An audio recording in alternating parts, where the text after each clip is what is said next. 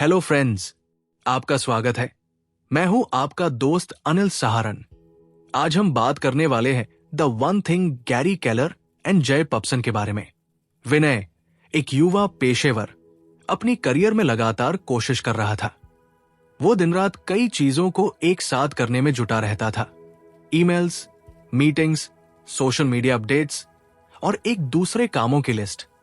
हालांकि जितना वह ज्यादा काम करता, उतना ही उसे लगता कि कुछ भी पूरा नहीं हो रहा। विनय को समझ में नहीं आ रहा था कि वो कितना मेहनत कर रहा है, फिर भी वो अपनी जिंदगी में उस तरह का प्रगति क्यों नहीं देख पा रहा जैसा उसे चाहिए था। उसका मन हमेशा यही सोचता था कि अगर मैं और मेहनत करूं तो शायद चीजें ठीक हो जाएं। लेकिन हर दिन की भागदौड़ में वो थककर टूट चुका था और परिणाम वही के वही थे। फिर एक दिन उसके पुराने दोस्त समीर ने उसे एक किताब दी, द वन थिंग। समीर ने कहा, विनय, जब तक तुम ये नहीं समझोगे कि सबसे महत्वपूर्ण क्या है, तुम्हारा प्रयास कहीं नहीं जाएगा। ये किताब तुम्हारे लिए है। विनय ने किताब को खोला और पहला अध्याय पढ़ा। जैसे ही उसने पहला पन्ना खोला, उस पर लिखा था, the lies that mislead and derail us. वो झूठ जो हमें भटकाते हैं और रास्ते से हटा देते हैं। विनय की आंखों में एक चमक सी आ गई। वो हमेशा यही सोचता था कि अगर वो एक साथ कई काम करेगा तो ज्यादा सफल होगा। मल्टीटास्किंग उसका मंत्र था और वह इसे अपनी जिंदगी का हिस्सा बना चुका था। जैसे ही उसने पहला अध्याय पढ़ना शुरू किया, उसके दिमाग में एक हलचल सी मच गई। ज्यादातर लोग मानते हैं कि सफलता के लिए मल्टीटास्किंग जरूरी है, लेकिन ये गलत है। विनय को यह पढ़कर थोड़ा आश्चर्य हुआ, क्योंकि यही वो सोच था जिसे उसने अब तक सही माना था। किताब ने यह भी लिखा था, हम अगर कई चीजों पर एक साथ ध्यान दें तो कोई भी काम अच्छे से नहीं कर पाते। विनय ने सोचा, क्या यह सच है? क्या मैं सचमुच कई कामों में उलझकर अपनी पूरी क्षमता का इस्तेमाल नहीं कर पा रहा हूं? क्या एक ही काम पर ध्यान देना सच में बेहतर है? वो अगले पन्ने पर पहुंचा और पढ़ा, एक समय में केवल एक चीज पर फोकस करें। यही सफलता का राज है। यह वाक्य उसकी सोच को पूरी तरह से बदलने के लिए पर्याप्त था। विनय को यह एहसास हुआ कि वो अपनी जिंदगी में पूरी तरह से गलत दिशा में जा रहा था। वो जो सोचता था कि उसे बहुकार्य करने से सफलता मिलेगी, वही सोच उसे पीछे खींच रही थी। एक समय में एक ही चीज पर ध्यान केंद्रित करना, यही वो मार्ग था जिस पर उसे आगे बढ़ने की जरूरत थी। विनय ने किताब को बंद किया और सोचने लगा, अगर ये सच है तो मुझे अपनी दिनचर्या बदलनी होगी। वो जानता था कि ये आसान नहीं होगा, लेकिन अगर उसे असली सफलता चाहिए तो उसे अपनी प्राथमिकताओं को फिर से तय करना होगा। ये पहला कदम था और विनय ने ठान लिया था कि वो अब एक समय में केवल एक ही काम पर ध्यान केंद्रित करेगा।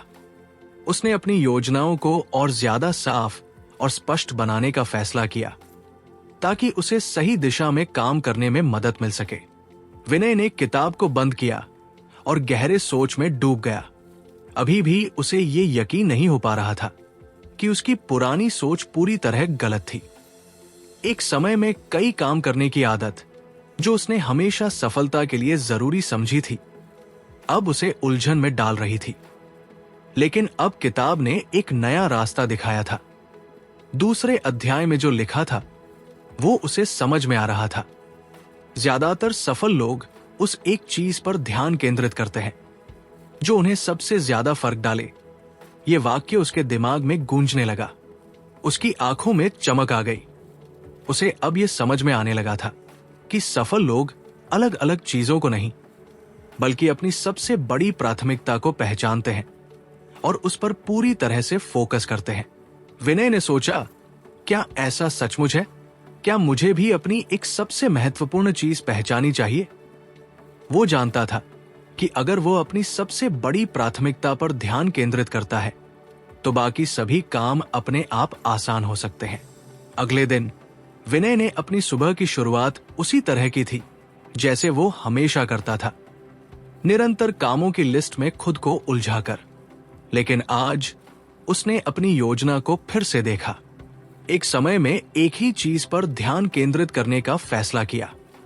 उसने अपने सभी छोटे छोटे कामों को प्राथमिकता दी और तय किया कि जो सबसे ज्यादा जरूरी है उस पर ही वो ध्यान देगा। किताब में जो लिखा था वो अब विनय की समझ में आ रहा था। अगर हम उस एक चीज को पहचान ले तो बाकी सारी चीजें खुद ब खुद आसान हो जाती है। यही विनय का नया तरीका बन चुका था। विनय ने अपनी पुरानी आदतों को छोड़ दिया। अब वो दिन भर में सिर्फ एक ही चीज पर ध्यान केंद्रित करता था जो उसे सबसे ज्यादा फर्क डालती।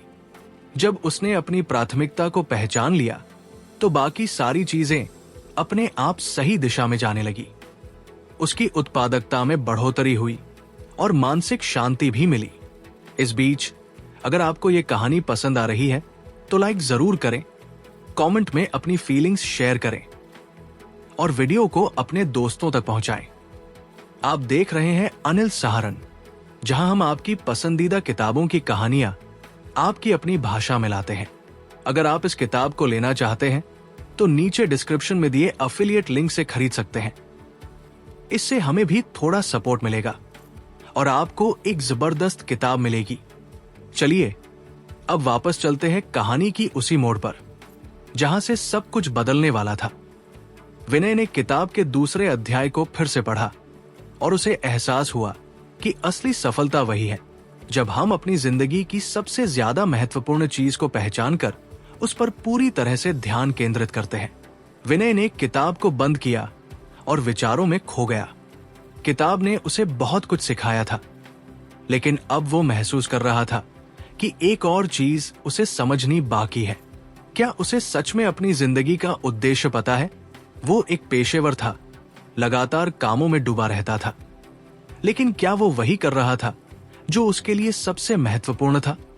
क्या उसका काम उसकी जिंदगी का उद्देश्य था? यही सवाल उसे परेशान करने लगा था। विनय ने द वन थिंग की दूसरी किताब के अगले अध्याय को पढ़ा, जिसका नाम था लाइव विद पर्पस। पढ़ते ही उसके मन में एक हलचल सी हुई। अपने जीवन का उद्देश्य तय करें ताकि आपकी ऊर्जा और समय सही दिशा में खर्च हो। विनय को यह विचार बिल्कुल नया लगा। वो अब तक अपने दिन को जैसे तैसे जी रहा था, बिना किसी विशेष उद्देश्य के।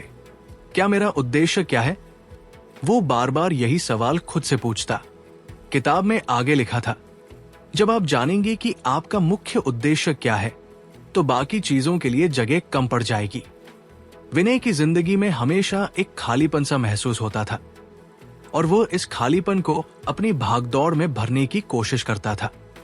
वो सोचता था कि सफलता का मतलब सिर्फ अच्छा पैसा कमाना है, लेकिन अब वो समझ रहा था कि असली सफलता कुछ और थी। एक दिन विनय ने तय किया कि वो इस सवाल का जवाब खोजेगा। मेरा उद्देश्य क्या है? ये सवाल उसे रात रात भर सोने नहीं दे रहा था। उसने अपनी पूरी जिंदगी को जांचने की कोशिश की और सोचा, क्या मैं वही कर रहा हूं जो मुझे सच में खुशी देता है? वो सोचने लगा, अगर मैं सिर्फ पैसों के लिए काम करता रहा तो क्या मेरी जिंदगी का कोई असली मतलब होगा? अब उसे एहसास होने लगा था कि सिर्फ काम करना और उसे खत्म करना जीवन का उद्देश्य नहीं हो सकता। एक दिन सुबह सुबह अपने चाय के कप के साथ विनय ने एक नोटबुक निकाली और अपने जीवन के उद्देश्य को परिभाषित करने की कोशिश की। उसे यह समझने में देर नहीं लगी कि असली उद्देश्य सिर्फ बाहरी सफलता में नहीं, बल्कि अपने अंदर की शांति और संतोष में है।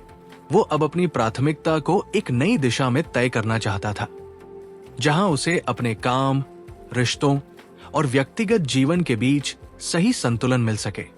विनय ने तय किया कि वो अब सिर्फ अपनी नौकरी पर ही ध्यान नहीं देगा, बल्कि अपने परिवार, अपने रिश्तों और अपने मानसिक स्वास्थ्य को भी महत्व देगा। उसकी जिंदगी का उद्देश्य अब सिर्फ एक काम से नहीं, बल्कि हर उस चीज से जुड़ा था जो उसे अपनी जिंदगी में संतुलन और खुशी लाती थी।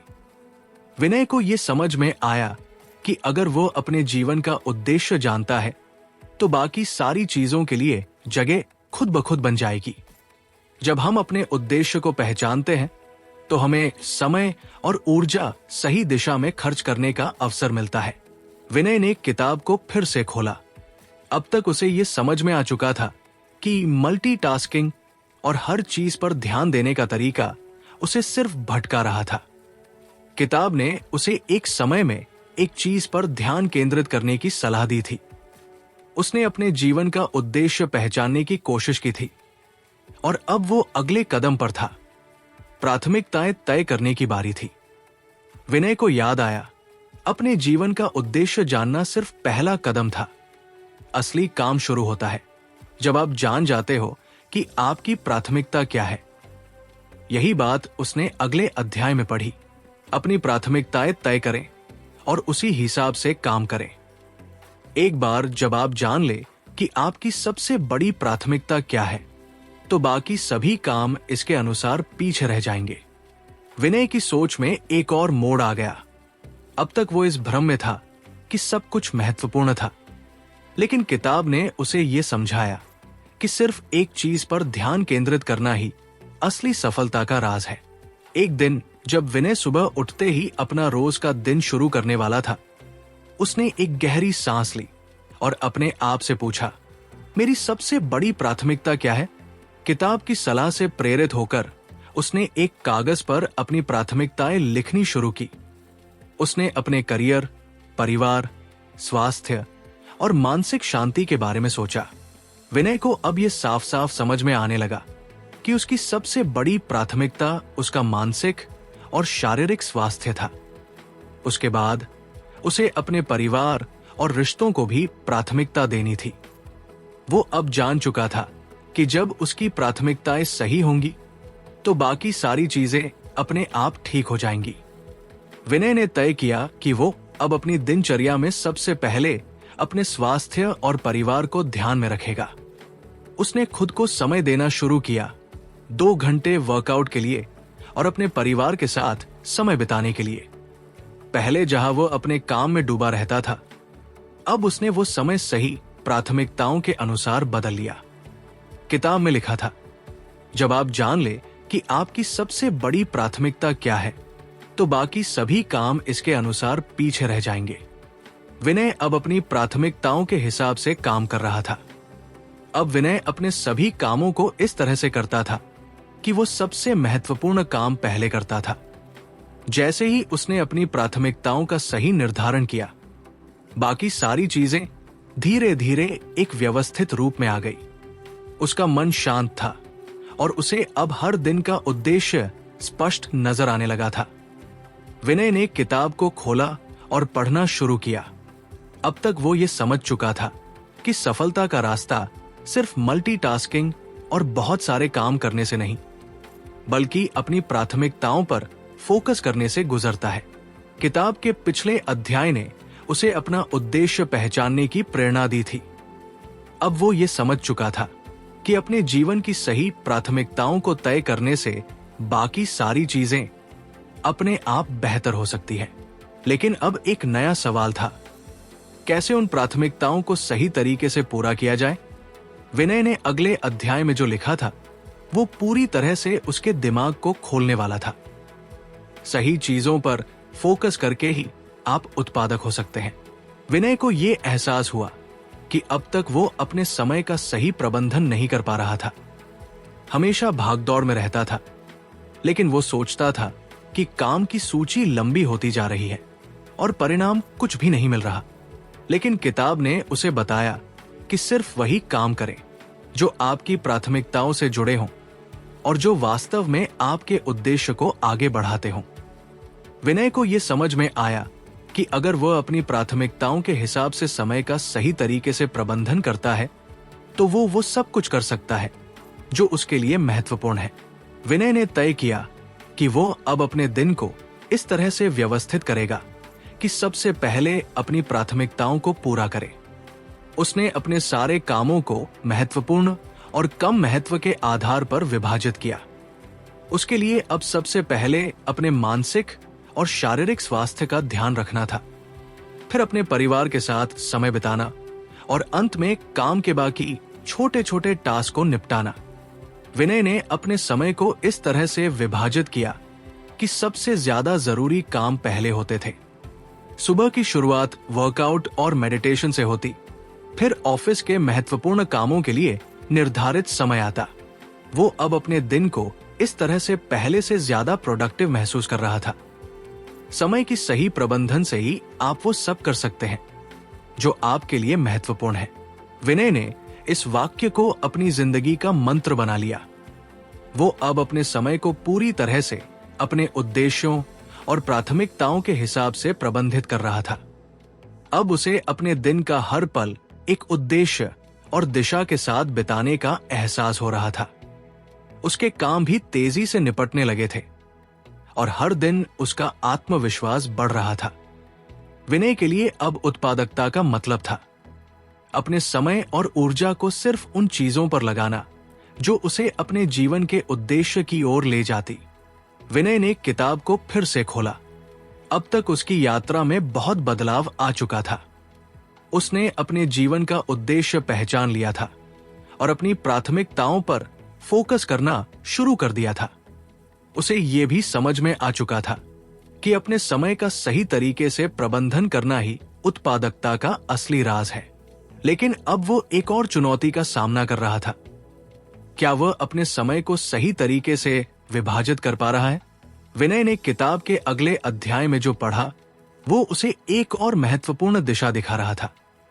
अपने समय को बंटवारे में रखें। वो समय सिर्फ अपनी सबसे बड़ी प्राथमिकता के लिए रखें और उस समय को किसी और काम के लिए नहीं बदलें। विनय को यह सोचने पर मजबूर कर दिया कि क्या वो सच में अपने समय का सही उपयोग कर रहा था। वो समझ गया कि मल्टीटास्किंग को छोड़कर उसे अपने समय को ब्लॉक करके सिर्फ एक ही चीज पर फोकस करना चाहिए। विनय ने किताब से सीखा कि उसे अपने दिन को ब्लॉक करके अपने सबसे महत्वपूर्ण कामों के लिए निर्धारित समय तय करना चाहिए। अब उसे ये समझ में आ रहा था कि अगर वो अपने समय को ठीक से विभाजित नहीं करता तो वो कभी भी अपनी प्राथमिकताओं को पूरा नहीं कर पाएगा।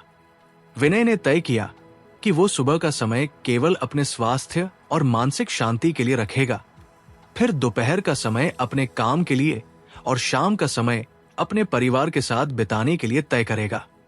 अब उसने एक गहरी सांस ली और अपने कैलेंडर में समय ब्लॉकिंग का तरीका अपनाया। विनय ने अपने दिन की शुरुआत सुबह 6 बजे से 8 बजे तक वर्कआउट और मेडिटेशन से करने का तय किया। फिर 9 बजे से 12 बजे तक अपने सबसे महत्वपूर्ण कामों को निपटाने का समय रखा। फिर 2 बजे से 5 बजे तक ऑफिस के बाकी छोटे मोटे कामों के लिए और 6 बजे से 8 बजे तक अपने परिवार के साथ समय बिताने का वक्त निर्धारित किया। विनय ने यह निर्णय लिया कि किसी भी हालत में वो इन समय ब्लॉक्स में से एक भी समय को बदलने की कोशिश नहीं करेगा। वो अपने कैलेंडर पर इन समयों को पवित्र मानने लगा। किसी भी बाहरी काम को इस समय में नहीं घुसने देगा। विनय ने यह सीखा कि अगर वो अपने समय को इस तरह से ब्लॉक करके रखता है तो वो न सिर्फ अपनी प्राथमिकताओं पर फोकस कर पाएगा बल्कि उसकी उत्पादकता भी बढ़ जाएगी।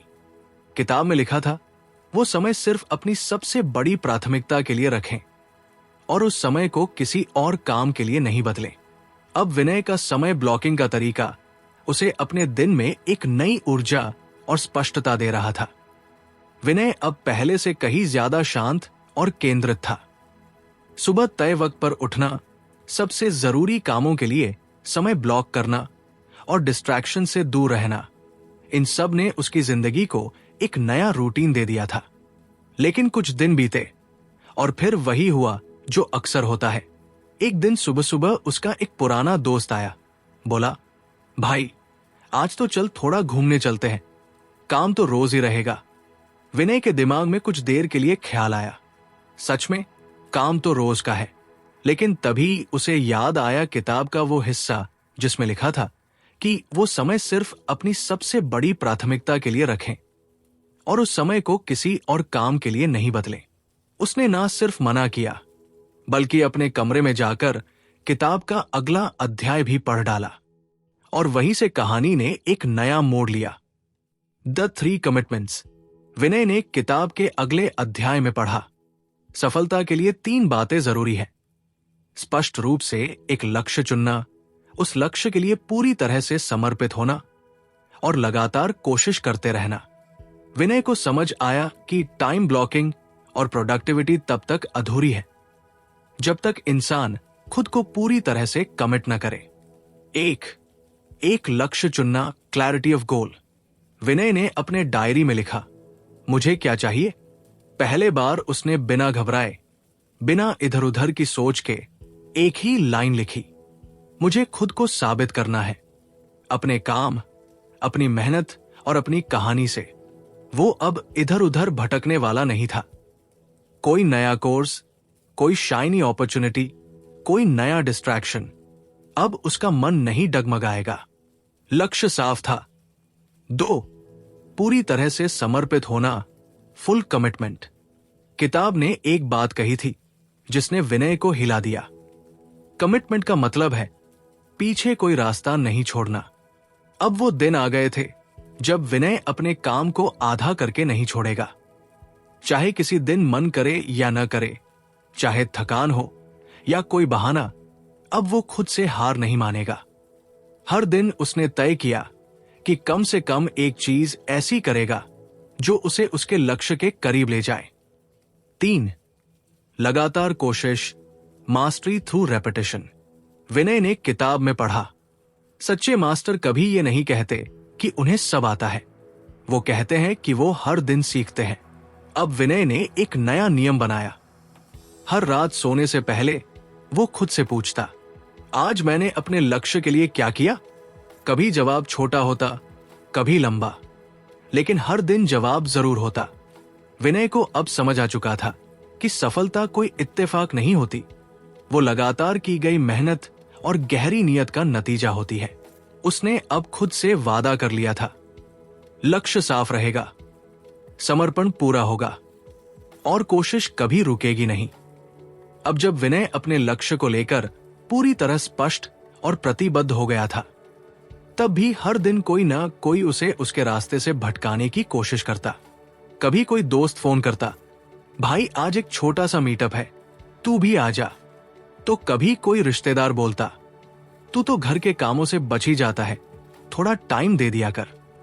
और सबसे मुश्किल होता था वो अंदर की आवाज जो कहती थी, इतना भी क्या सख्ती से टाइम टेबल फॉलो करना, थोड़ा लचीलापन रख। लेकिन फिर विनय ने किताब का अगला चैप्टर पढ़ा और वहीं से कहानी में एक नया मोड़ आ गया। किताब कहती है, दूसरों की मांगों को स्वीकार करने से पहले अपने लक्ष्य को प्राथमिकता दे। नहीं कहना जरूरी है ताकि आपका समय और ऊर्जा केवल उस एक चीज पर केंद्रित हो सके। ये लाइनें विनय को अंदर तक हिला गई।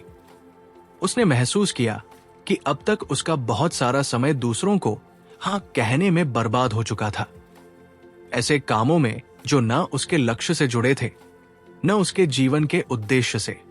विनय ने अब तय कर लिया, वो अपनी हर हाँ से पहले खुद से पूछेगा, क्या ये मेरी उस एक चीज को आगे बढ़ाता है।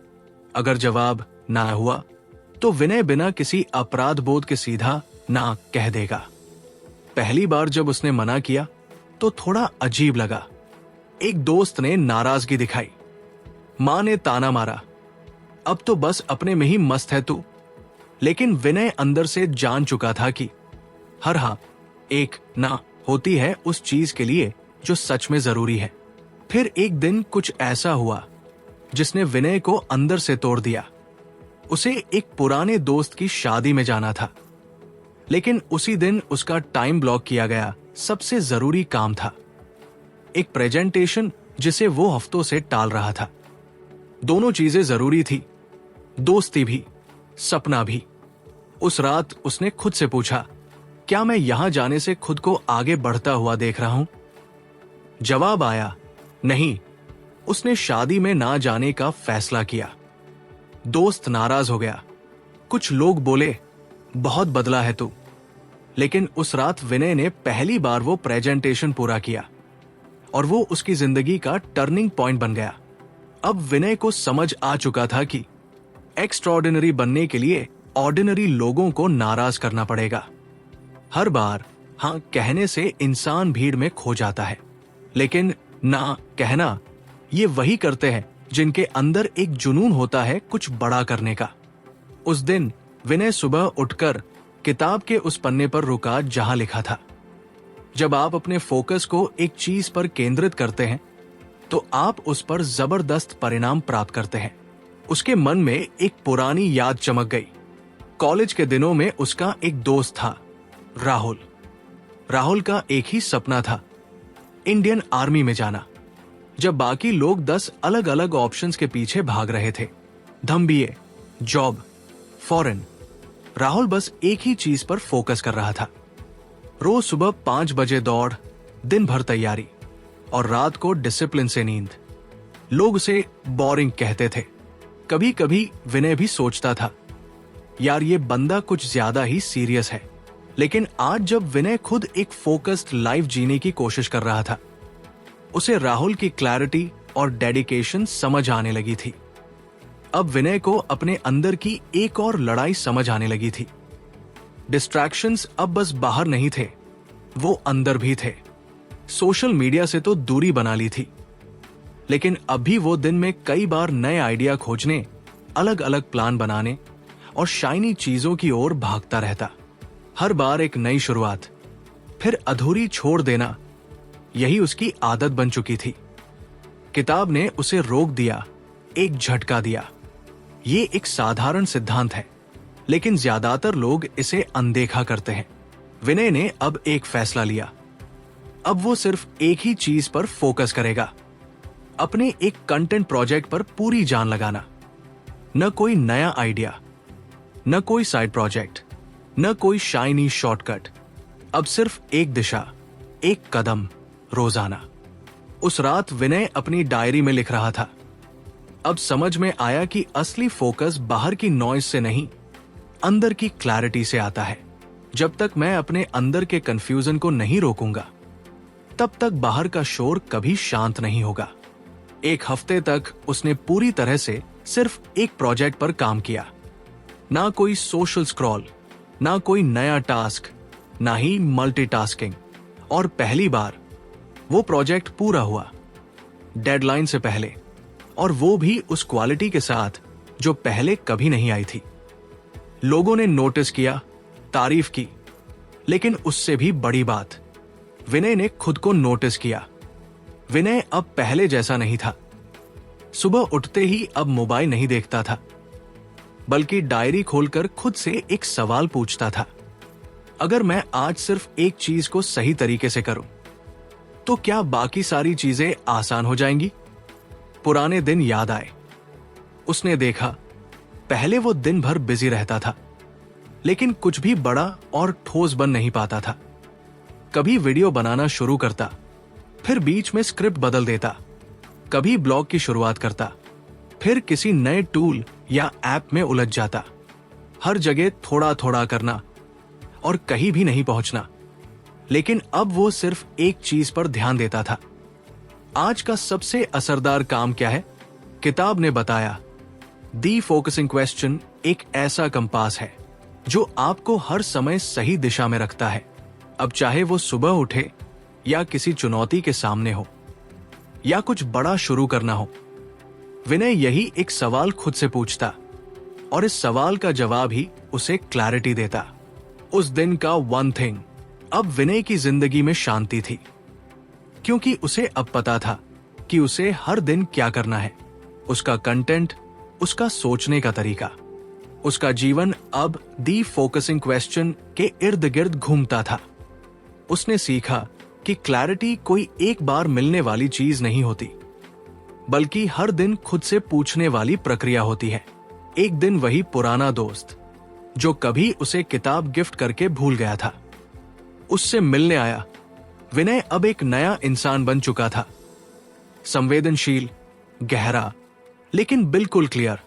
उस दोस्त ने पूछा, यार इतना सब कैसे बदल दिया तूने? विनय मुस्कराया और सिर्फ एक लाइन बोली, मैं रोज खुद से बस एक सवाल पूछता हूं और जवाब मेरा रास्ता दिखा देता है। हर कोई बिजी है, लेकिन कम ही लोग फोकस्ड हैं, और जो रोज खुद से सही सवाल पूछते हैं वही लोग वो जिंदगी जीते हैं जिसे देखकर बाकी लोग बस सोचते रह जाते हैं। अगर आप यहां तक सुन चुके हैं तो मुझे यकीन है कि ये कहानी आपके दिल को जरूर छू गई होगी। अगर आपको ये वीडियो पसंद आया हो तो इसे लाइक जरूर करें और इसे अपने उन दोस्तों और परिवार के लोगों के साथ शेयर करें जिनकी जिंदगी में आप वाकई कोई पॉजिटिव बदलाव लाना चाहते हैं।